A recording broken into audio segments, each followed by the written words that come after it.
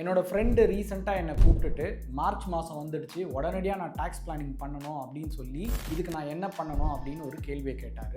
நீங்களும் லாஸ்ட் டேட்டுக்கு முன்னாடி தான் டாக்ஸ் பிளானிங் பண்ண போகிறீங்கன்னா கண்டிப்பாக இந்த வீடியோவை தொடர்ந்து பாருங்கள். இந்த மார்ச் மாதம் வந்தால் தான் நமக்கு வந்து பார்த்திங்கன்னா டாக்ஸ் பிளானிங்கோட இம்பார்ட்டன்ஸ் புரியும். இந்த டைமில் வந்து பார்த்திங்கன்னா எப்படியாவது டாக்ஸை சேவ் பண்ணுன்ற ஒரே காரணத்துக்காக நம்ம கண்ணு முன்னாடி இருக்கிற எந்த ப்ராடக்ட்டில் வேணால் நம்ம போய் இன்வெஸ்ட் பண்ணுறது வந்து பார்த்திங்கன்னா பரவலாக நடந்துக்கிட்டே இருக்குது. ஆனால் அந்த மாதிரி இன்வெஸ்ட் பண்ணுற நிறைய பேர் வந்து பார்த்திங்கன்னா வெறும் டாக்ஸ் சேவிங் மட்டும்தான் ஃபோக்கஸ் பண்றாங்களே தவிர அந்த டாக்ஸ் சேவிங் இல்லாம அந்த இன்வெஸ்ட்மெண்ட் வளருதா, பணத்தை வெளியே எடுக்க முடியுமா, இதை நான் தொடர்ந்து கட்டணுமா? ஏன்னா ஸ்பெஷலா இந்த இன்சூரன்ஸ் மாதிரி ப்ராடக்ட்ல நிறைய பேர் வந்து பாத்தீங்கன்னா இந்த லாஸ்ட் மினிட்ல வந்து போய் இன்வெஸ்ட்மெண்ட் பண்ணுவாங்க. இன்வெஸ்ட்மெண்ட் பண்ணும்போது நிறைய பேருக்கு இதை வந்து தொடர்ந்து 5 வருஷம் கட்டணும்னு கூட தெரியாம இன்னைக்கு நான் டாக்ஸ் சேவிங் பண்ணணுன்ற ஒரே காரணத்துக்காக இன்வெஸ்ட் பண்றவங்க நிறைய பேர். அதனால உங்க டாக்ஸ் பிளானிங்கையும் உங்களுடைய ஓவரால் கோலோட சேர்த்து நீங்க டிசிஷன் எடுத்து இன்வெஸ்ட்மெண்ட் பண்ணிங்கன்னா உங்களுடைய பணத்துக்கு அது ரொம்ப நல்லதாக இருக்கும்.